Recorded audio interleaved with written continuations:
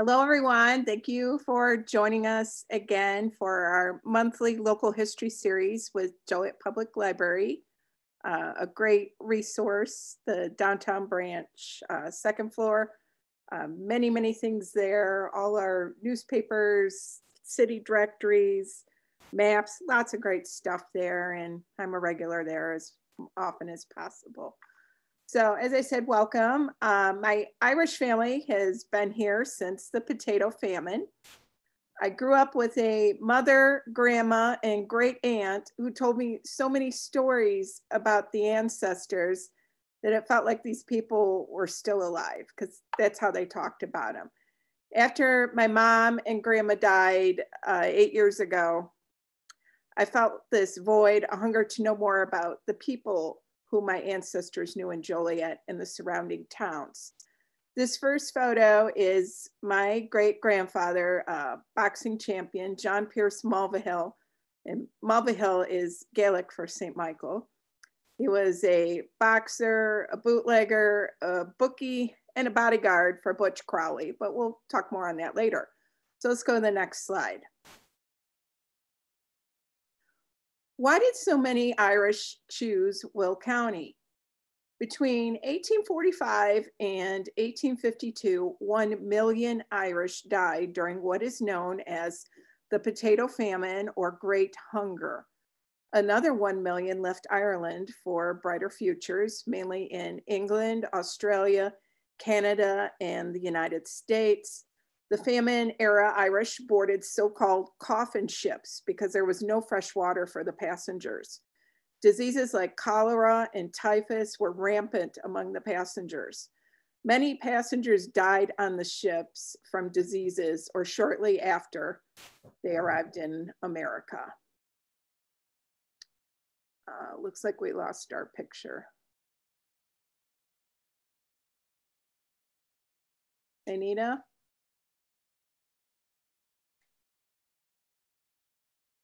Hello? Yeah, I'm right here and I'll get that back as soon as I can. Keep talking. Okay. All right, I'll keep talking.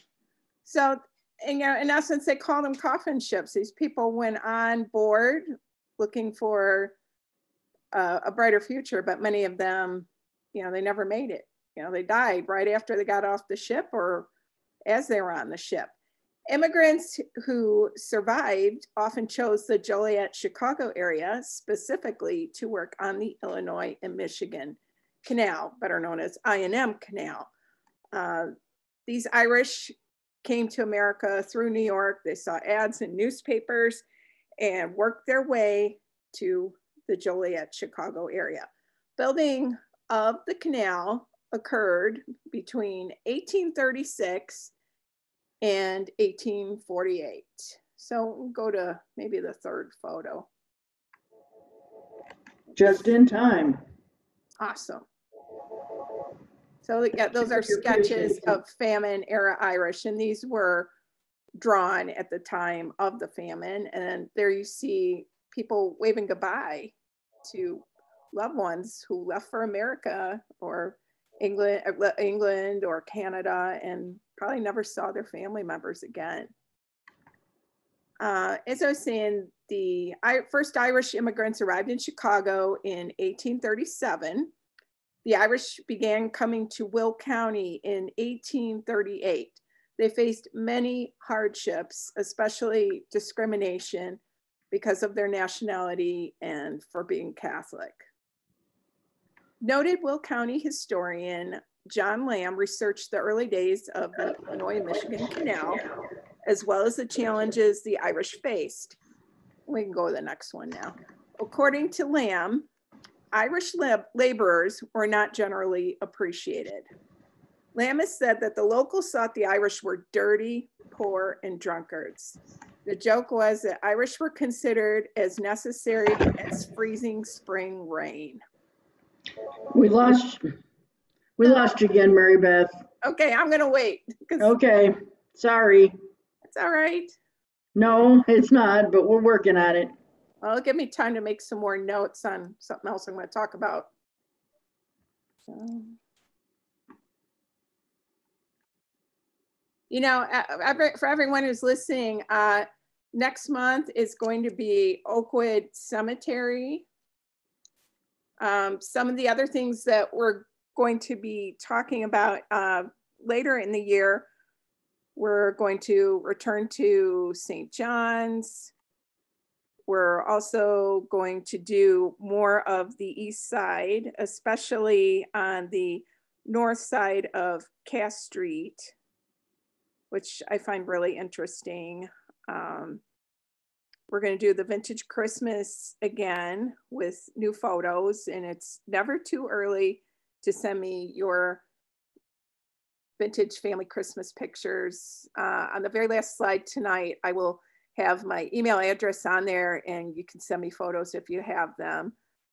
That will be in December. In October, this is one I've been working on all year, and I'm really looking forward to it, is Haunted Joliet area. I never knew we had so many interesting stories.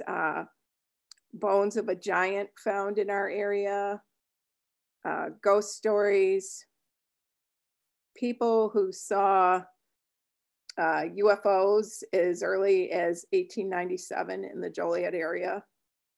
A lot of really, really interesting stories that I don't think too many people today know. So that's one to look forward to. How are we doing over there?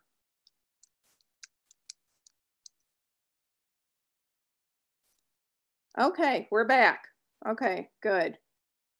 All right, back to Ireland here. Can we go to the next slide?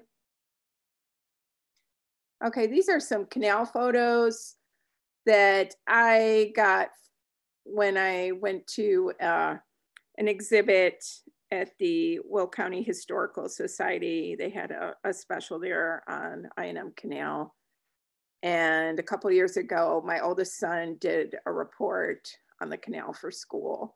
So that's why we went. And, you know, to see things, it really puts it in perspective, such a harsh life for these people. Let's go to the next slide. Okay, here we are. I don't know how many of you have been to Lewis University's library. There's a special section upstairs.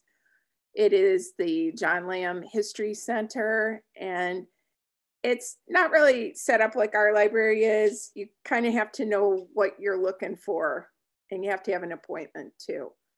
So this was an item I ran across a few years ago. This is for the Irish Repeal Association, and it's from Martin Bray.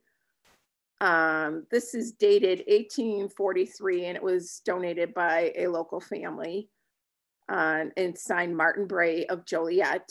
I believe his son had a drugstore. The goal of the Irish Appeal was to break political ties with Britain, allowing Irish to have their freedom. That freedom did not come until the next century and only for part of the country. Let's go to our next slide. Although we were in a new country, we did not forget the old sod. In 1847, there was an effort underway in Joliet to help the starving in Ireland. It was called the Irish Relief Fund. Unfortunately, I have no photo for this one, so I'm just going to talk about it. But money collected by locals here was forwarded to Chicago and then was sent on to Ireland. Some of the early donors in our area were the Smith, Rowan, Shields, Kelly, Hennehan, Hatton, Bannon, Walters, Kern, McCann, Conlon, Kerrigan, Mack, Smith, Marsh, Hale, Stevens, Strong, Callahan, Philbin, Quigley, let's see, Mahoney, Kinney, and O'Connor families. And they sent $83.10 to Chicago to be forwarded to Ireland. It sounds like nothing now, but that was quite a bit of money in 1847. So now the slide I have up now, this is from a Joliet Signal article from 1848. It details a letter to the editor from William Dolan. He was chairman of the Democratic Foreign Voters. They were upset with the local Democrats here. The letter details how they were not allowed, the Irish were not allowed to serve in any county office, and when they tried to run, their name was replaced on the ballot. They also weren't allowed to serve on juries or be a constable. However, they quickly changed as soon as there were more Irish in our area. Pretty soon there were more of us than there were of the people who didn't want us here. We had big families. The children went on to become police officers, firefighters, mayors, council members, state representatives, state senators, as well as teachers, doctors, lawyers. Let's go to our next slide. And this is the original St. Patrick's Church, which was at the corner of Jefferson and Hickory, and also on Broadway, which was later replaced by De La Salle High School, which became Catholic High, and now it's a senior home. The church played a prominent role in the lives of the Irish. Here in Joliet, I'm going to talk about 4 churches with very strong Irish beginnings. So we're starting with St. Patrick's. It was founded in 1838, with Mass originally being held in a local residence home until the land for a church on Broadway in Exchange, which was the original name for Jefferson Street, was purchased in 1839. The first priest was Father Plunkett. And according to the book, History of St. Patrick Church, Plunkett was known for carrying a bullwhip to break up fights among the canal workers. But he was equally known for getting them to church. The parish changed locations in 1918 with a new church on Marion Street. Let's go to our next slide. And this is class of 1925, St. Patrick's. Maybe some of you have some ancestors in the photo. Unfortunately, they didn't write the names on the back. I just know the year. We can go to the next one. And this is also another early class without year or classmates on it. I just know it's the school. Let's go to the next one. And this is Play Ball, St. Patrick's. This is an article I got from Joliet Spectator. Spectator is on microfilm at the Joliet Public Library on 2nd floor. And you know, you never know what you're gonna find when you're sifting through it. I found my grandpa, Johnny Mulvihill. He's in the center of the photo. And I was really excited to see this. And these are a lot of his friends who went to St. Pat's and also went to Sacred Heart. Okay, next one. And this is a look at Cass and Ottawa streets, early 1900s. At that time, we had a mansion on every corner, a big change. We also had the original St. Mary's Academy, Providence there. We got St. Mary Carmelite, you can see over there. Let's go to the next slide. And this photo, which is much bigger than what I can fit on the screen. This is only a small portion of it, but look at how many people are at St. Mary Carmelite in 1922. I picked up this photo at a resale shop on Plainfield Road about 5-6 years ago.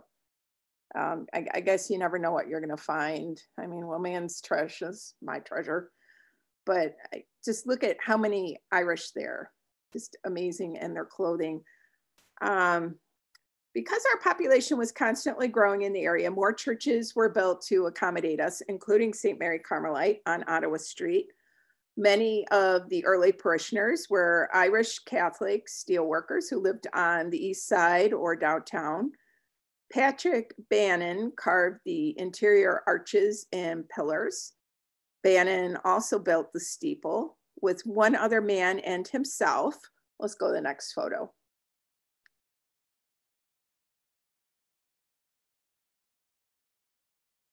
Go back one. I had one of the steeple. Okay, I don't know where it went. Okay, with one other man and himself, he raised timber supports in a base of solid masonry and built up the stone steeple to a height of 100 feet. To celebrate the completion of the steeple, Mr. Bannon stood on an arm of the cross and waved his hat to the awed crowds on the street below. Skilled craftsmen received 25 cents an hour for their work on this church. St. Mary's remained popular with Joliet's Irish until the church got too many members and prompted the building of St. Raymond's, which we'll get to in a moment. Let's go to the next slide.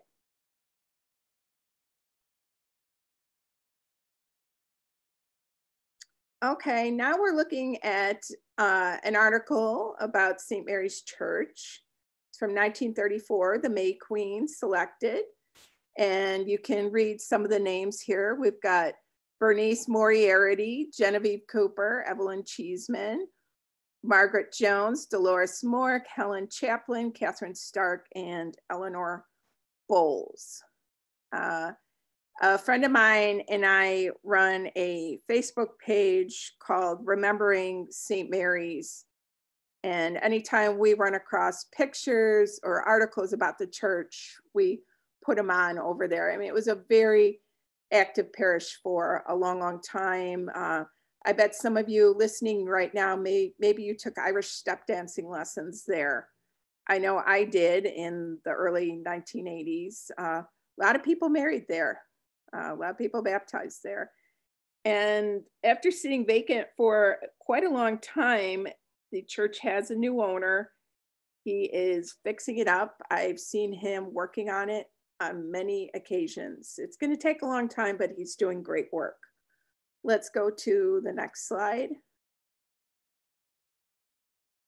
All right, this photo is courtesy of Michael Johnson. He's a friend of mine. It is of his mother, Marilyn Kinsley. She was a senior at the old downtown Joliet Providence High School when she was crowned the 1941 Queen of St. Patrick's Day. Let's go to the next one.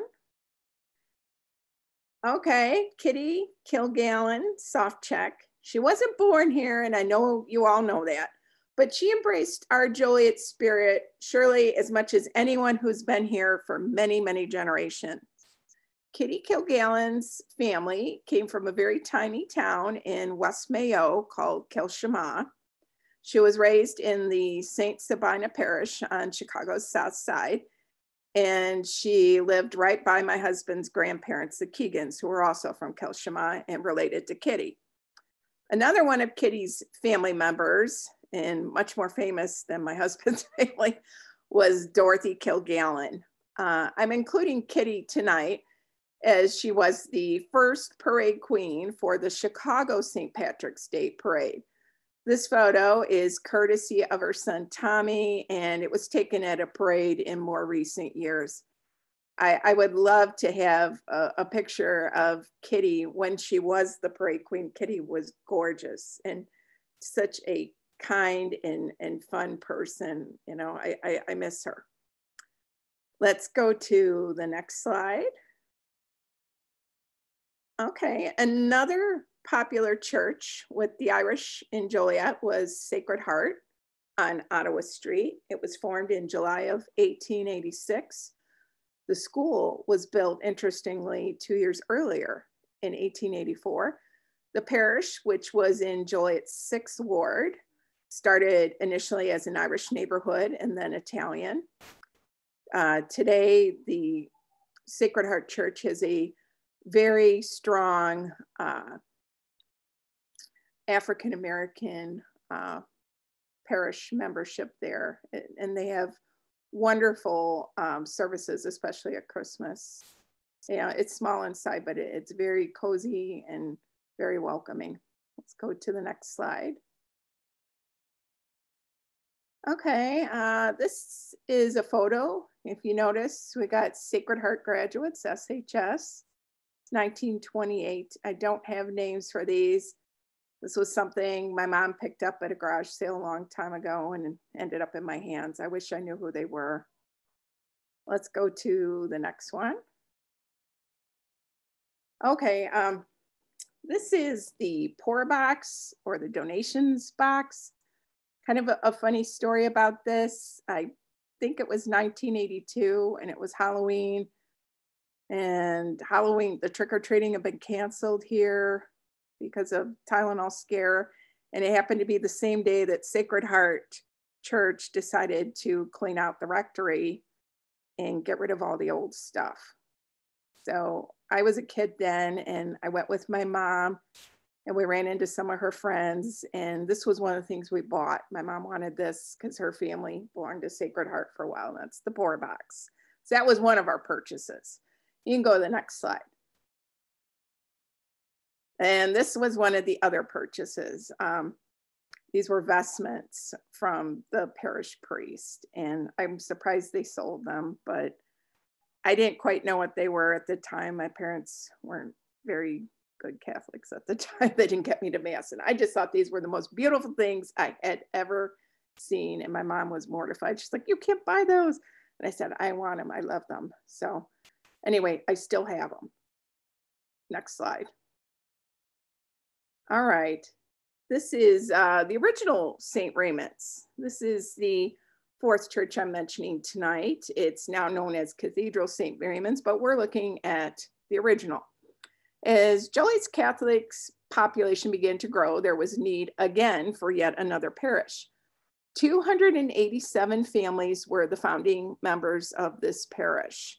They were by and large Irish. There were some Germans, but mostly Irish here. My great-grandparents, the Murphys, were in that group, including my grandma and her oldest sister, Loretta, who was in the first graduating class. Some other early parish families included the Dolans, the McGowans, the Corbleys, the Jones, the Dwyers, Lyes, Kellys, Shaughnessy, McManus, McCann. St. Ray's was headed by Father Scanlon from its inception until his death in 1941. Neat thing about this photo is I'm always looking for old Joliet stuff, and I found this on eBay maybe 10 years ago, and there were some other pictures in it, and I realized one of the people was a distant relative, and nobody'd seen him since the 50s. I don't know how this person got all these photos, but they worked their way from out west back to Joliet again. Next slide. Okay, I believe this is probably about 1925 or 1926. This is another eBay find. This is St. Raymond's School. And these children went on to be the class of 1934 when they graduated. And I bought it, one, because it was local, but two, I also recognized my grandma, Mary Murphy Mulvihill, and her twin sister, Dorothy Murphy Butterbuck, in the center of the photo. And I thought, I don't care what I have to pay, I have that photo because it's my family. But they had an interesting class. Miriam McFarland, daughter of Packy Mcfarland, was in their class. The Goslins from Phoenix Horseshoe, one of them was in their class. And of course, Packy Webb was in this class. And Packy Webb, of course, was named after Packy Mcfarland. And I'm trying to remember all the names. My grandma used to make me memorize who all her teachers were and everyone in her class. I know there was a Schuster in there and perhaps a Burke too. Let's go to the next one. And this is 1944, St. Raymond's Kindergarten. And let's see if I can get this one to pull up. All right, bear with me. Barbara Kipp, Nancy Ryan, Susie Smith, Kay Schultes, Kathleen McFadden, Sheila Mae Fulton, Mary Alice Curry, Sheila Rooney. They're all in the center row, left to right. And the young men are Frank Hedges, Jack Shower, Francis Gannon, no relation to me, Edward Duffy, and Charles Lennon. Okay, let's go to the next one. And as I mentioned earlier, even though we faced a lot of prejudice when we first got here, eventually we were able to get those better jobs, like being firefighters. And this is a vintage fire station photo I have of Joliet. Some of the names, but not specifically the people in this photo, but some of the people who were Irish and at JFD at the turn of the century were O'Callaghan, James Dillon, Bernard O'Byrne, James Bailey, Ed McGinn, Thomas Gorey, Jerry Mahoney, Robert Morrison. Let's go to the next slide. Okay, this is Lieutenant Jimmy Dolan. He was my grandma Mary's uncle. He was an old Irish bachelor who probably served JFD until his lungs gave out. His sisters would never let him marry. They wanted him to stay single and take care of their mother. So. Next slide. And we've got here, I can't read the caption under it, got Joliet Police Department and, you guys, there you go. Chief of Police William Mccann. And this particular clipping is from when the Lindbergh baby was kidnapped. And Chief Mccann was trying to help on the case at the time because no one had any idea where the baby had gone. Let's go to the next slide. Okay, here's a look at our city government, 1889 to 1890. And it says incorporated 1852. Well, I think I've gone over this before, but Joliet was Juliet prior, and then we unincorporated for a while and then incorporated again in 1852. We're older than 1852, but that's the date they're going by here. Our mayor was Thomas J. Kelly, attorney John W. Downey. The Downeys had a beautiful home on Beulah Avenue. And let's see, Chief of Police, John Gorman, another nice Irish name. Police Magistrate, P.H. McSherry. And let's go to next slide. Okay, ask about Hennessy. Did you know there were two Mayor Hennessy's in Joliet? The first was William Hennessy. He served as a city commissioner and chief of police before becoming mayor from 1931 to 1935. William's father, David, was born in 1832 in Tipperary. His descendants are still in Joliet today. You may know them by other last names, such as Ward, Maloney, Masek, Williams, Arling, and of course, Hennessy. My friend Karen Ward says that the Hennessy family has been serving Joliet for more than 100 years. And second mayor was Jim Hennessy. Jim served in that position from 55 to 63. Next slide. How many times do you drive on Cass Street headed toward the west side and not notice this building? This is the AOH, the Ancient Order of Hibernians building. It was our official hall, a social club of sorts. And when you look toward the top of the building, there are Celtic symbols in the stone. You can see the Celtic cross. The AOH, Joliet's chapter, would meet here. Prior to building this at this location, they were on Chicago Street. Some of the early officers for AOH were P.H. McSherry, who I mentioned a minute ago, Charles McPartland, J.J. Foster, O.J. Clark, Patrick Bowles, Michael Regan, Thomas Smith, P.C. Hester.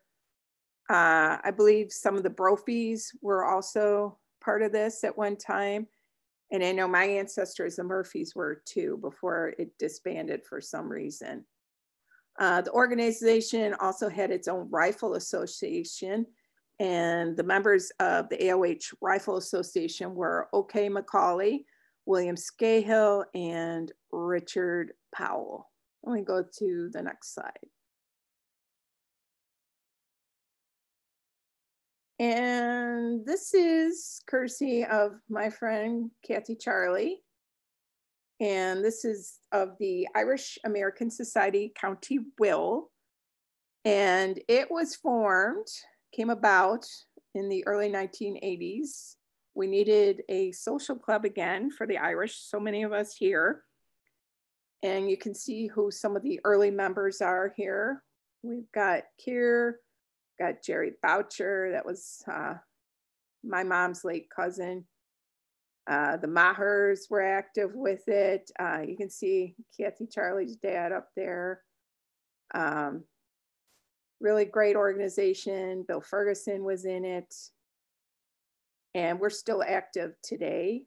We host Manhattan Irish Fest. We help with that. We also have Celtic Fest in the summertime at St. Joe's Park. We send many great students on trips to Ireland to study, both high school and college students now. And if you want more information about it, you can contact me toward the end of the meeting. Next slide.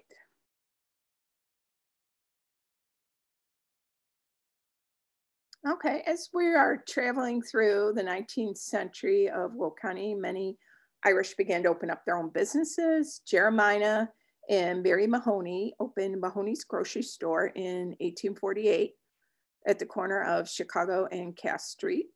Shoppers would get their food from barrels or sacks or boxes, and they'd have it weighed. During the winter months, they had a pump in the middle of the street near the store enabled so the Mahoney boys could flood Chicago Street and you could go ice skating on Chicago Street. I know Pat Mahoney, and she's in my little Irish group, and these are her ancestors. Let's go to the next slide. Okay, the painting on the left is of Michael Francis Lochren. He's the original owner of my home at 903 Western. Painting was believed to have been painted by Gerlich Barklow artists. Lochren was born July 29th, 1844 in County Tyrone. His parents were Peter and Bridget Lochren. They both died when he was very young. Michael came to America in 1868, where he worked in New York City as a steel worker. Later, he worked in Phoenixville, Pennsylvania in the iron industry before coming to Chicago. In 1874, he'd had enough of America and he decided to go back home for a while.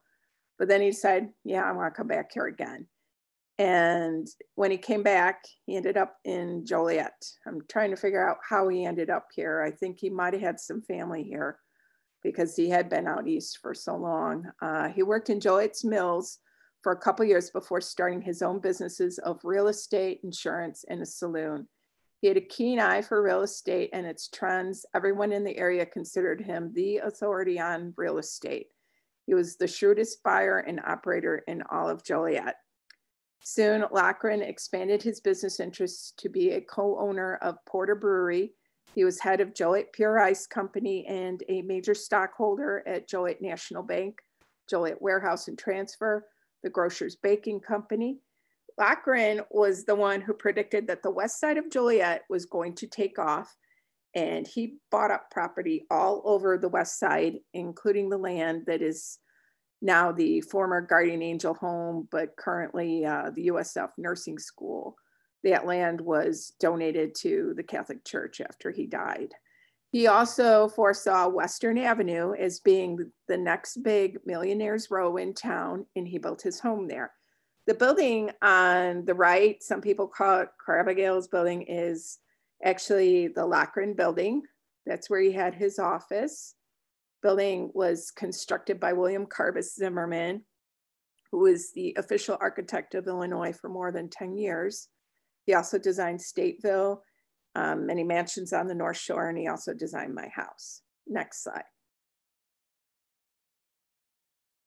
And this is Michael's wife, Sarah. And she was a Cassidy, and she is here holding some of the Mcfarland grandchildren, the Mcfarland children. And I had got this photo from my friend Jim Ridings. Let's go to the next one. And this is the Lochren Mcfarland mansion at the corner of Prairie and Western. And it was built by Michael Lochren in 1898. He moved from Ottawa Street to the west side. And at one time, my house, the property took up the entire block. There used to be a 3-hole golf course here, a working farm with livestock, an orchard, and Joliet's first in-ground swimming pool. Let's go, but the inside looks like a money pit. So let's go to the next slide. And this is Packy Mcfarland. He was born November 1st, 1888 in Chicago and married Michael Lochren's daughter, Margaret. He was an extraordinary boxer in the lightweight and welterweight divisions. And despite an extraordinary winning record, he was unable to secure a match for a world title. Packy Mcfarland did many things. He continued on in the brewery business like his father-in-law. He also was involved in boxing here locally. And he had many friends in boxing and would host them here for big parties. He was friends with Buddy and Max Baer. He knew Kay Francis, the movie star, and he was an inspiration to many. Mr. Mcfarland had an influence on Bob Hope. Before Bob Hope became famous, he used to call himself Packy East because Bob Hope lived in Ohio, and Ohio being east of Joliet. So anyway, let's go to the next slide.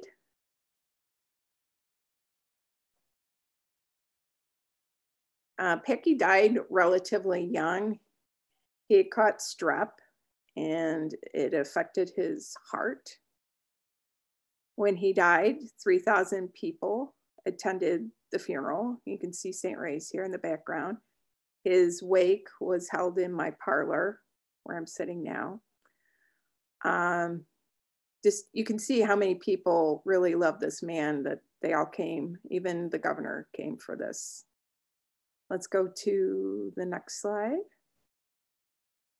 Okay, on the left, the gentleman in the middle of the photo, of course, is President Kennedy, and when he came to Joliet.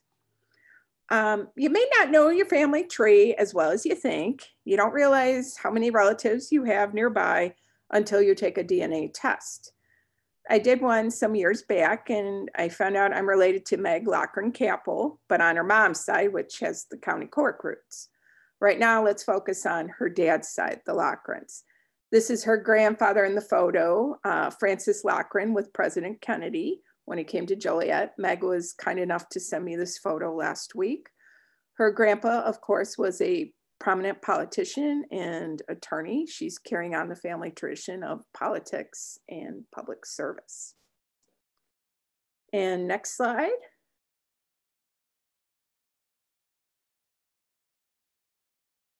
Okay, and another well-known family in town, of course, are the Mcguires. I believe Emmett was highway commissioner.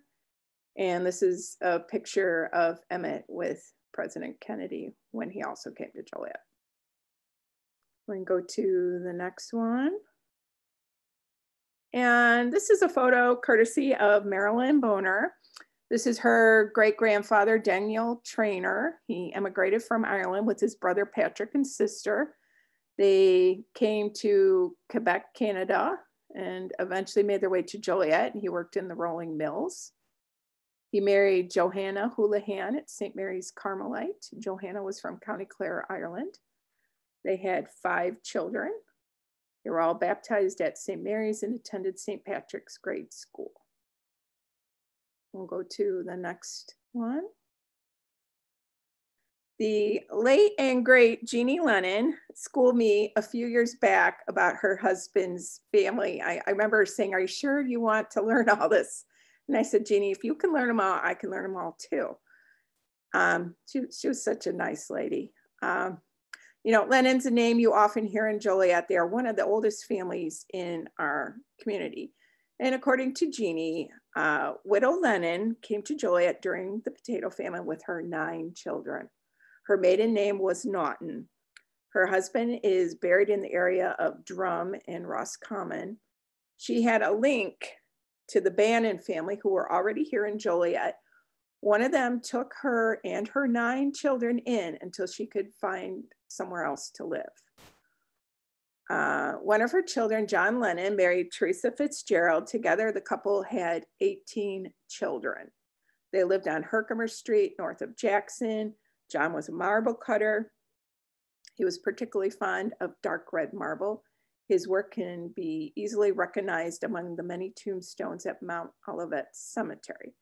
When you are looking at this family photo, the little girl in white toward the bottom right is deceased, but the family wanted to have all 18 of their children in the photo, so a photo of her was added in. Most of John and Teresa's children went to college, which was unusual in those days. They went on to become doctors, lawyers, insurance people. You may recognize some of their distant descendants today as Judges Dinah Lennon Archambault and Judge Daniel Lennon Kennedy. A female descendant of one of the 18 Lennon children married Daniel Adler, and they moved into the Adler Mansion, which is right across from the Jacob Henry. The Jacob Henry is just so big, it kind of dwarfs anything else special over there, unfortunately, because there's some really great houses right next to it that are well worth noticing. All right, let's go to the next one. In 1913, the Lennon brothers won the World Championship of Brothers Baseball Teams. There is a copy of this picture in the Cooperstown Hall of Fame in New York. And I got a copy of this from Jeannie. And before I get off the Lennon family, I just wanted to mention a couple more things. As I mentioned the Kennedy family, Mary Louise Lennon married attorney Hayes Kennedy, who represented Greyhound. They lived on the southwest corner of Beulah and William. Mary Louise's sister Emily married Harry Lynon Weber, who is married to federal judge Lynn Martin.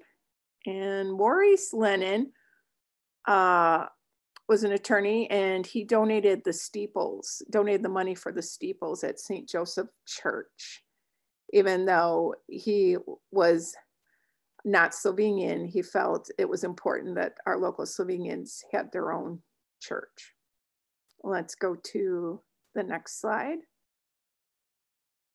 And we're looking at 4 generations here of Kinsella, Horrigan, and Kennedy family. And the Horrigans, of course, used to have Truth Restaurant. Oh, Brew Dave, I took the ancestry test, but I can email me at the end. I'll give you some more info. Let's go to the next one. Okay, this is Katherine Breen. She was a public school nurse. She worked on the field study of the Salk vaccine, which was made here in the 1950s, and she was a participant. She came from a long line of Breens who dedicated their lives to helping others.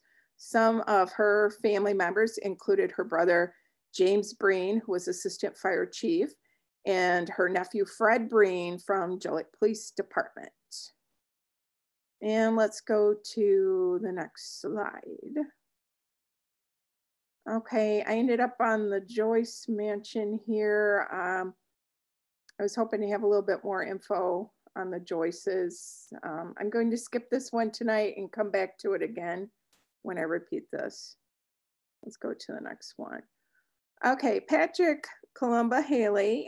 Haley was another local Irishman who wore many hats, so to speak. He served as city attorney, alderman, and mayor of Joliet. He was born in Clinton County, New York in 1849. His parents were Thomas and Hannah Haley.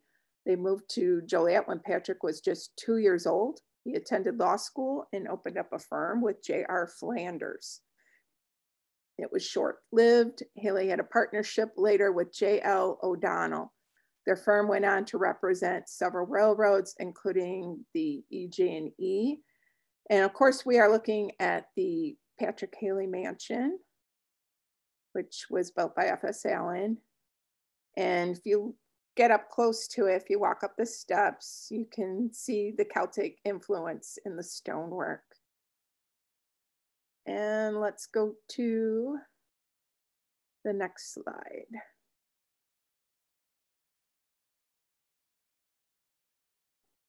Okay, and we are looking at John Darcy. This looks like a daguerreotype of John Darcy. He was from County Wexford, and he was married to Margaret Walsh. He settled in Joliet in 1851. Darcy was a successful cattle buyer and real estate owner. There's a street named after the Darcy family in the St. Pat's neighborhood. Darcy Mansion is still standing on Center Street, just across from the Haley Mansion. It used to be right next to it, but it was moved in the last 20 years. John's daughter, Anastasia, married Patrick Haley. And some of the Darcy descendants today, of course, include Terry Darcy and Joliet City Councilman Mike Turk.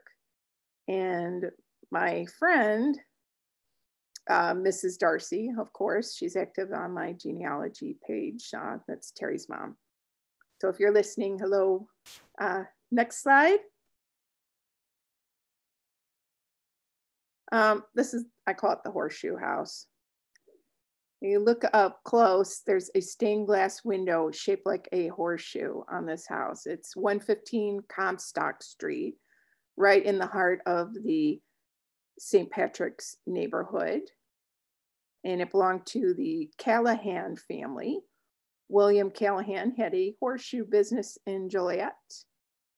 And there's only one other house in Joliet, to my knowledge, that has a horseshoe window, and that's over on 4th Avenue. Next slide. And this is Daniel Feely on the left. And on the right is a antique pocket mirror I have from Buffalo Buffet, Bannon and Feely. And when we think buffet today, we might think of lots of food, but back then buffet was more slang for bar. Daniel Feely was a wholesale dealer in meats and provisions. His business was at the Clement Building on Ottawa Street. He was also alderman of the 5th Ward. Let's go to the next slide. Okay, let's talk about Lyons lumber. Let's talk Lyons. I know of at least 3 different families in Joliet with that surname. And right now we are going to talk about the Lyons lumber family. This is an ad for their business. You go to the next slide because I want to show the house. Okay, this is the John Lyons Mansion on Oneida Street. The family patriarch was John Lyons, born in 1834 in County Longford, Ireland. Mr. Lyons went to New York and eventually settled in Joliet with a lumber yard on Bluff Street and then Washington Street. His descendants are still in the Joliet area today, and many of them are attorneys, and one of them is my friend. Let's go to the next slide.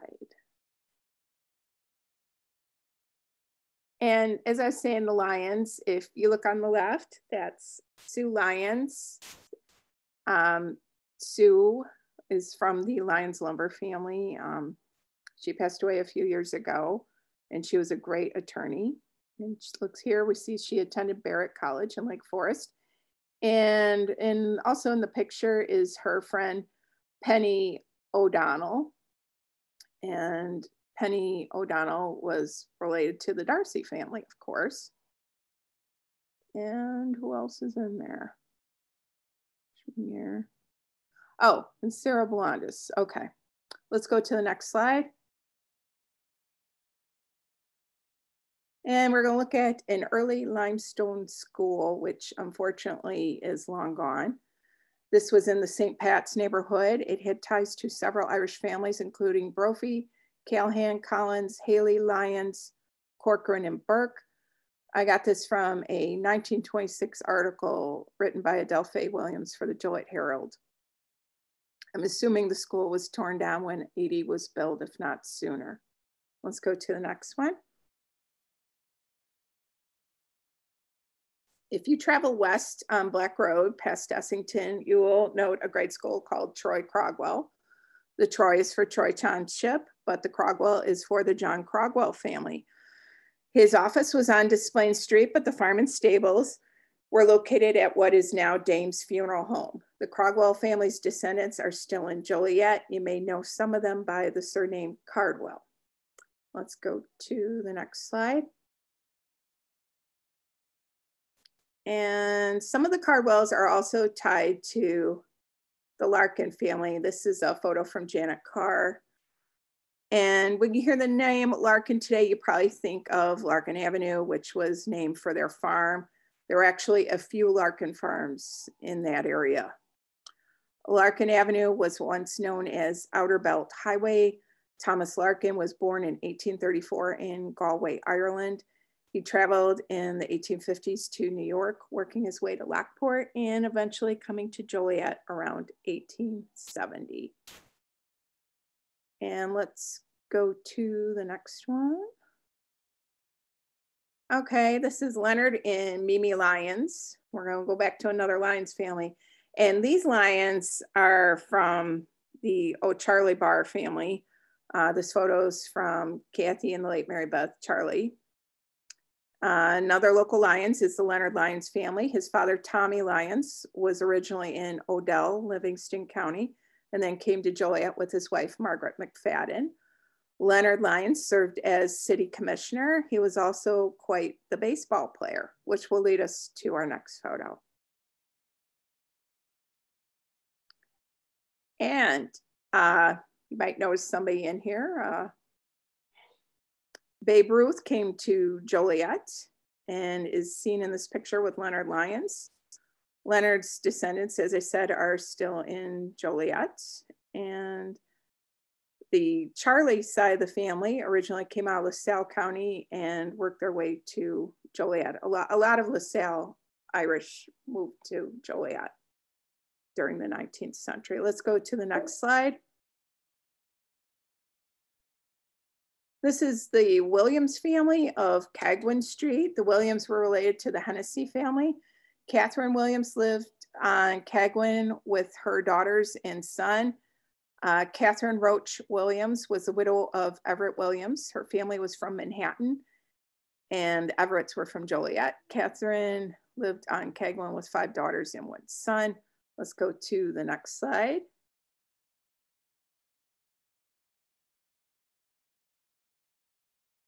This is Michael and Bridget McCarthy. This photo is courtesy of Barb Ivnick Lyons.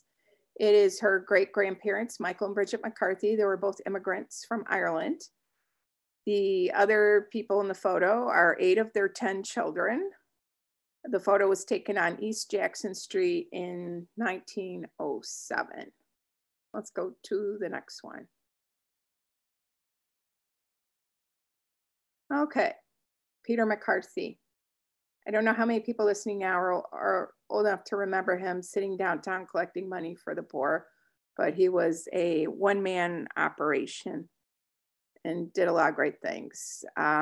His real name was Patrick. He was born on St. Patrick's Day, and he was my relative. Patrick was part of a group of Irish who Patrick, I'm going to call him Patrick because that's his real name. Patrick was part of a group of Irish who lived off of Collins Street, and most of us were from County Cork. He founded Morning Star Mission in 1909 along Collins Street, which was known as Whiskey Row. He had a quote that kindness is a language that the deaf can hear and the dumb can understand. When he wasn't on Collins Street, he could often be spotted outside First National Bank raising money for the homeless. He was known for visiting the jails on a daily basis and helping people asking for nothing in return. He was a regular for Sunday dinner at my great-grandparents' house on Lime Street. He was a cousin to our family, and he was always talking about the Bible, and he was very religious. Let's go to the next slide. So we moved from Lyons to McCarthy's, as you can see, and this is the 1928 De La Salle Championship basketball team. And the star player, of course, was Owen Mccarthy. Owen played several sports. I know his son and his daughter-in-law. And when you list the many, many great athletes that have come out of Joliet Catholic or De La Salle, Owen's name should be right up there. Let's go to the next slide. And this is Owen's parents and his siblings, John and Roseanne McCarthy of Chase Avenue, with their children, including Owen. Owen was so talented as an athlete, he was able to attend St. Louis University on a scholarship. He was captain for 3 years, but he had to leave his final year because the family needed him to help out at home. Let's go to the next slide. And this is an ad for John McCarthy. He had a great clothing store, and his ancestor, Dennis McCarthy, was born 1848 in Ireland and was married to Bridget. And John McCarthy was related to Stephen Mcfarland, who I know through my Irish page. Let's go to our next slide. And probably the oldest Irish family, or at least the oldest, I think, one of the oldest Irish names in Joliet would probably be the Bannon family. This is a marker. I do not have a photo for them. For Patrick R Bannon. He's the one I talked about earlier with St. Mary Carmelite when he was building the steeple and standing at the top. The Bannons were in many businesses in Joliet. They had a grocery store for a long time, and in more recent years, they own LeBeau's floral shop. And let's go to the next slide. And this is Robert Brophy. This is ancestor of my friend Tim Brophy from the Irish American Society of County Will. And Robert worked at the EJ&E. Brophy's have a long time of public service in Joliet as well. And they were also active in the Ancient Order of Hibernians. Next slide. Next slide. Okay, this photo kind of cracks me up. My great grandma is on the front row on the right. She wasn't Irish, but she was married to a man who was. And these are her gambling lady friends. They loved to gamble, play poker, and bet on the horses. And some of their friends in here, I know we have a Schultes in here, but we also have Mrs. Ashford, Mrs. Jack Black Ashford. And that was one of her dear friends. And they were also friends with the Lyons from the Charlie family. And this is just one of their get-togethers. Next slide. There were a few different Sullivan families in Joliet. On the left is Mariah Sullivan Murphy. She was also known in Joliet as Aunt Mary to everyone. I am her namesake. She is my great-great-grandmother. She was born in Bantry Bay, County Cork. She had 7 sons and 1 daughter. And they called her Aunt Mary because she helped all the Irish who came to Joliet at the end of the 19th century. Even though she was a woman and she could not vote, she would help the men get registered to vote. She would help them run for office. She would help campaign for them. And I just think that's kind of cool. I hope I'm a little bit like her. This is her house on the right on Abe Street. It burnt down in the 40s. It's an empty lot now. Let's go to the next slide. And on the left is a wedding photo from St. Mary's. And it's Aunt Mary's son on the right, Carolus, Charles Murphy, and his wife, Elizabeth Dolan, my great-grandparents. And the house on the right, you probably see it all the time when you're on Western Avenue. It's 500 Western Avenue. It's the Campbell Bates Mansion.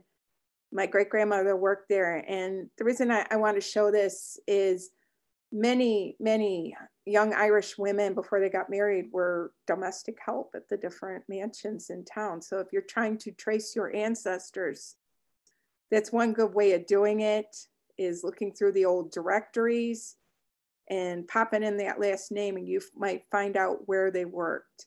I can help you with that if you want to email me later, but I just think it's neat to see what they did for a living, because that was one of the few jobs they were allowed to have.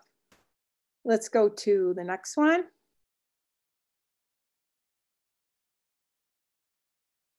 Let's see, when you wanted high quality furniture, there was nowhere better to shop in this area than Fitzgerald's.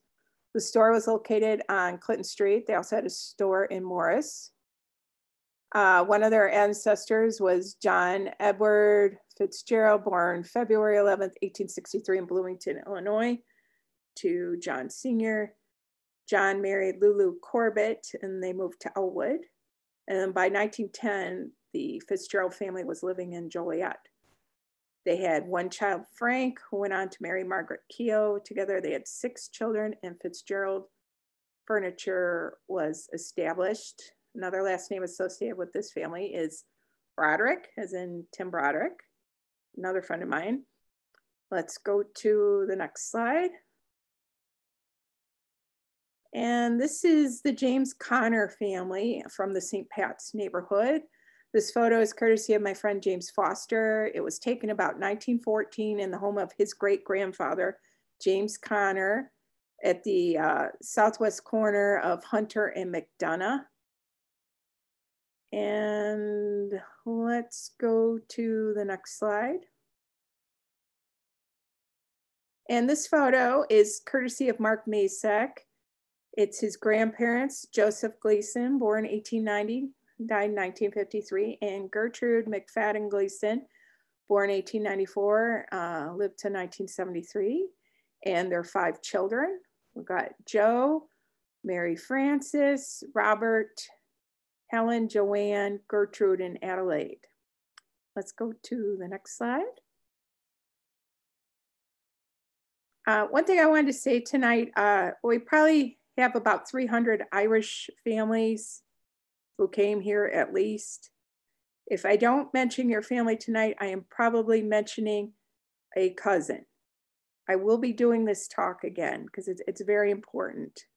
And I don't want anybody to feel left out if I didn't mention a specific name. I tried to squeeze as many as I could in tonight. So that being said, we're going to move on to the Fay family. My cousin, Mike Barron, as I was saying, you might be related. My cousin, Mike Barron, is a cousin to this family. And the Fays, of course, lived at the corner of William and Western. I believe they also lived on Raynor for a while. And then in the early 1930s, they moved into the Westmore mansion at the end of Reed and Western. And when they moved there, they renamed the house Sunny Lawn. The Ray family lives there now. I don't know if they've changed the name. Anyway, the Fay family ran Champion Machinery. They still do. Their daughter, Megan, was a famous actress. Among her work was a series regular on the hit TV show Roseanne. She's also done many movies, and she's a very nice person. I've met her. I really like her. And her brothers are very nice too. Let's go to the next slide.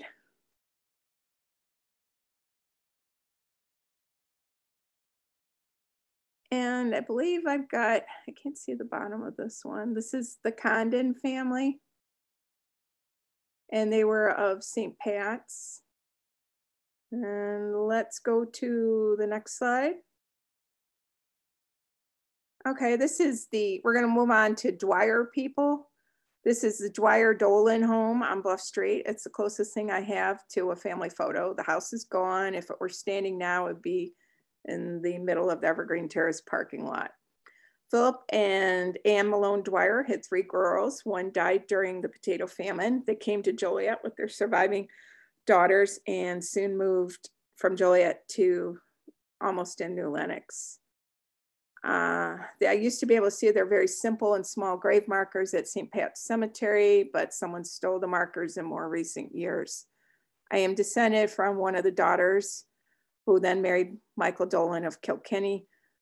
The Dwyer Dolans had several girls and 1 boy. As I mentioned earlier, it was common for the young women to work as domestics, and all the Dolan girls were maids at the different fancy houses in town.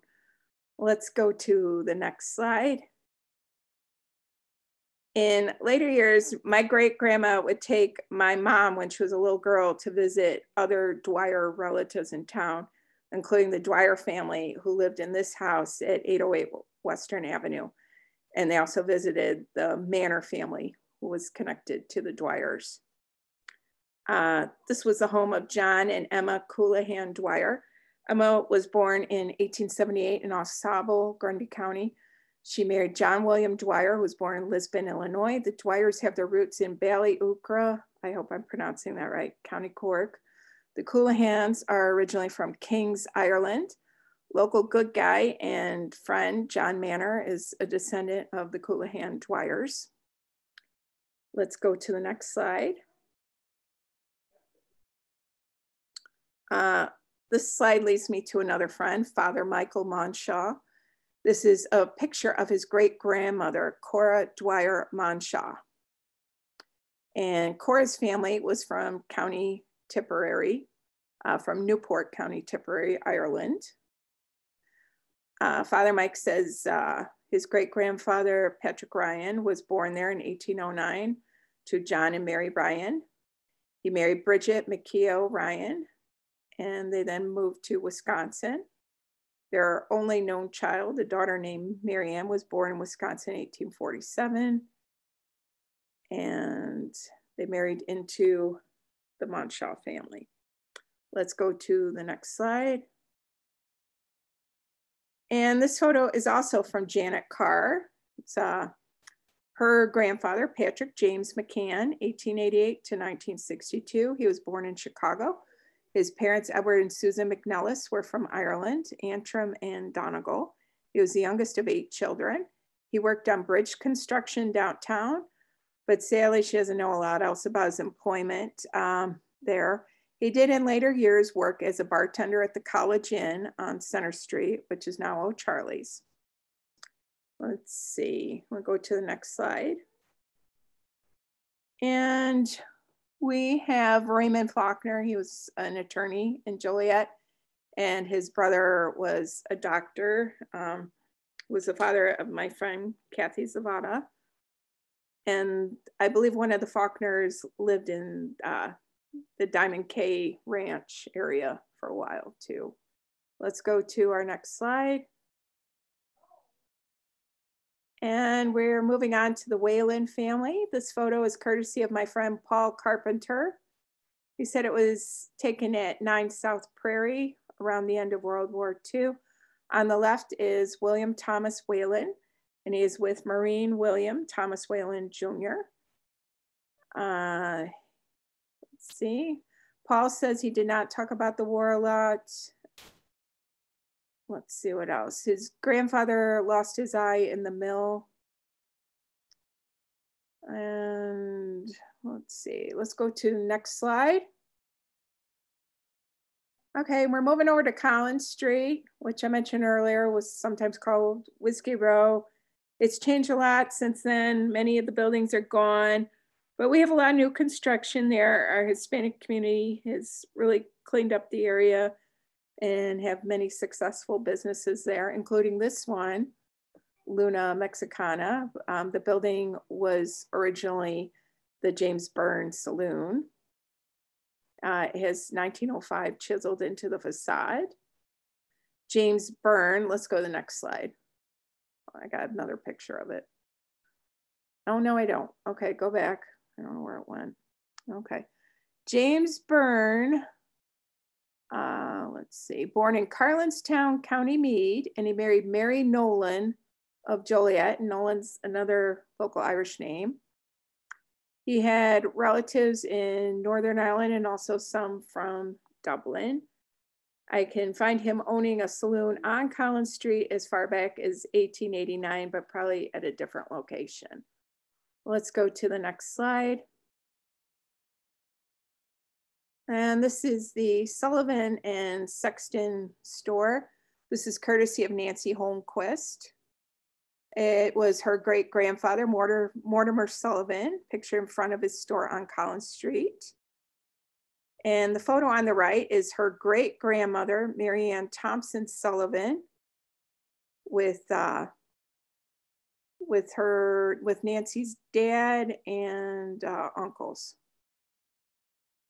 Nancy's great-grandpa lost his store in the early years of the Great Depression. He went to work for the EJ&E and he was killed on his second day of work. He drowned. Very sad. She also says that her great-grandmother was able to stay in her house during the Depression because she went on relief from the government. Let's go to the next slide. And we have 4 generations of the Cronin family. Cronin is an early Irish name in this community. John Cronin was the son of Irish immigrants Robert Emmett and Mary Ellen Scannell Cronin, who came to Joliet in 1863. I considered him a jack of all trades. His resume included head bookkeeper with Porter Brewery, bookkeeper at Ashley Wire, a steel mill worker, clerk at the Duncan Hotel, and a desk appointment with Joliet City Police. He accomplished all of this before going into politics, where he served as city treasurer and eventually mayor of Joliet. He was also devoted to Joliet Elks, the White Cross, Western Catholic Union, and Ancient Order of Hibernians. Next slide. And this is a really interesting antique paperweight from the Cronin family. My mom picked it up at a garage sale a long time ago, maybe 30, 40 years ago. And this is Mary Cronin. Next slide. This is my great-grandfather, Peter Francis Gannon. He was born in Achill Island, County Mayo. It's one of the last places in Ireland where people still speak the language as a first language and English as a second language. It's very tiny. Most of his family, when it came to America at the end of the 19th century, went to Boston, didn't like it, went to Cleveland. All of them stayed in Cleveland, huge family, except for him, and he came to Joliet. Why? It is a mystery to me. Anyway, he worked at the railroad, and interesting thing about the EJ&E at that time in the early 1900s is they had 2 unions, one union for Catholics, one for Protestant. And he was sergeant at arms in the union. And if anybody who was non-union tried to work there, he was kind of in charge of taking care of business with them. So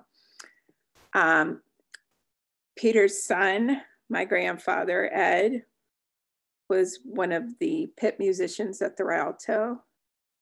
And his other son, Buzz, was at the Elks for years. He also made book.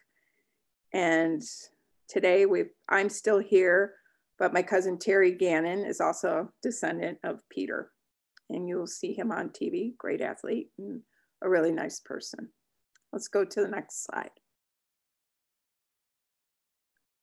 Okay, we are celebrating a golden wedding here for Mr. and Mrs. T.A. Briscoe. More than 600 people attended this party, which was held at the Chamber of Commerce. Some surnames associated with the Briscoes include Whalen, Talbot, and Schaefer. And if you go in the Minooka Shanahan area, of course, there's Briscoe Mounds, the Briscoe Farm, where there's Indian mounds. Briscoe's a really old name for our area. Let's go to the next slide. And here we are, I'm talking about AuSable. And one of the interesting things about AuSable is the Dresden Cemetery, AuSable Cemetery, very, very old graves. It's maintained really well now, but I know there's some stones that are missing there. But here's a look at a plat book showing some of the names of people in AuSable. And you can see a lot of Irish names here. We've got Murphy, we've got Brady, Comerford, Murley, Collins, another Comerford, Fian. I have extra pictures of this directory, and I also have a Grundy County directory. If anybody wants me to look up some Grundy County folks at the end of this, I'm happy to do that. Let's go to the next slide. And this is Mary McDermott Arda, and Arda is a name that you still hear in the Joliet area today. I know one of the Ardas is very active at the Knights of Columbus, the East Side one, really nice people. And this is a family that also has ties with the Minooka Shanahan area. Let's go to the next slide. And this is the Brady family of Minooka AuSable. These photos are courtesy of Kathy Merzin.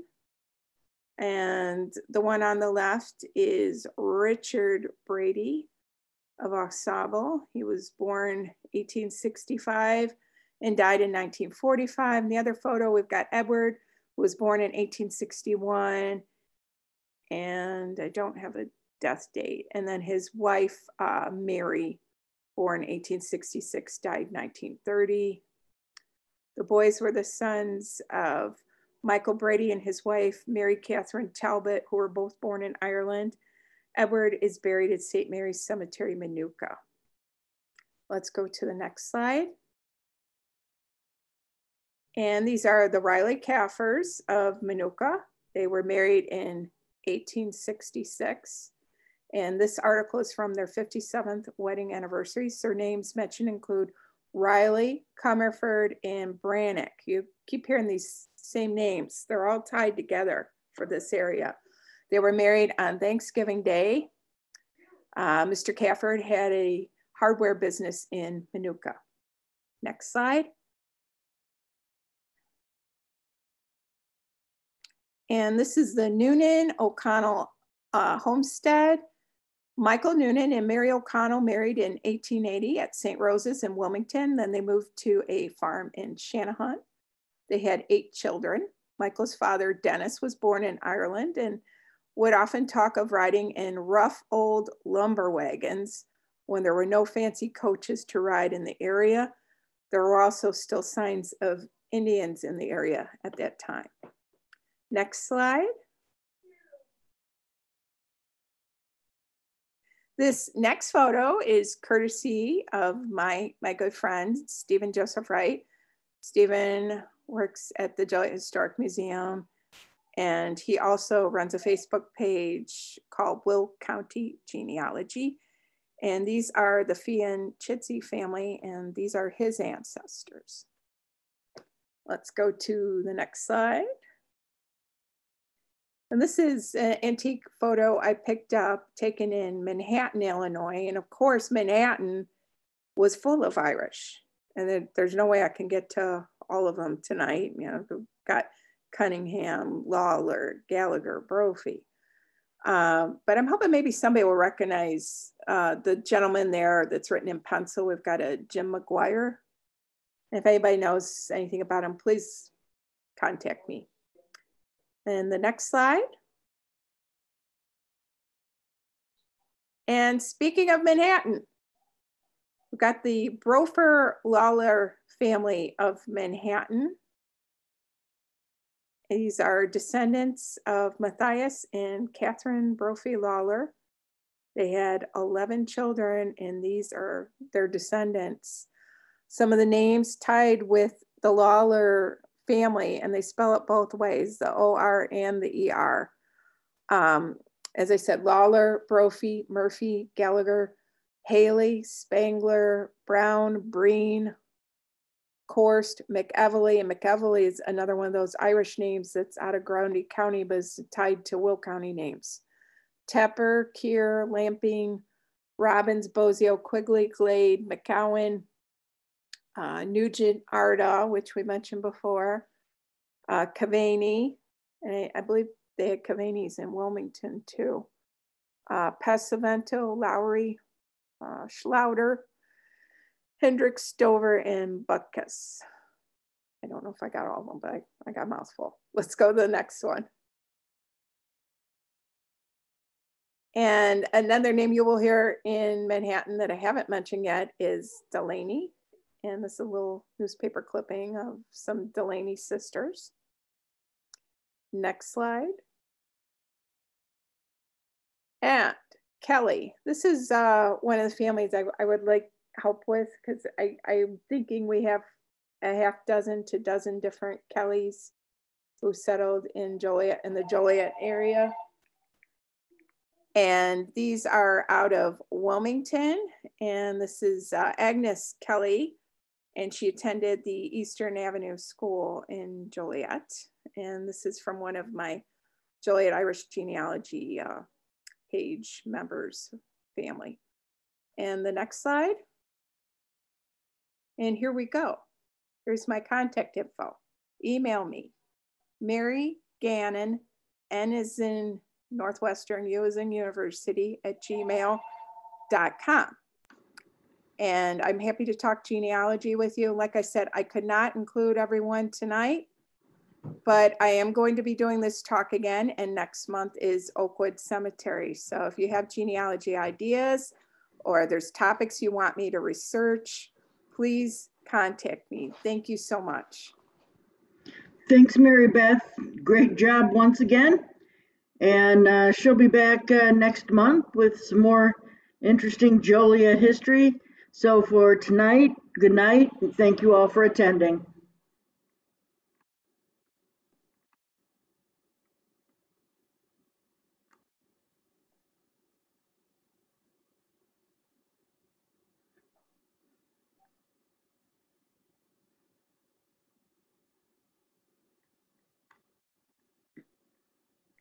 Like right at the end, and are they fine tomorrow?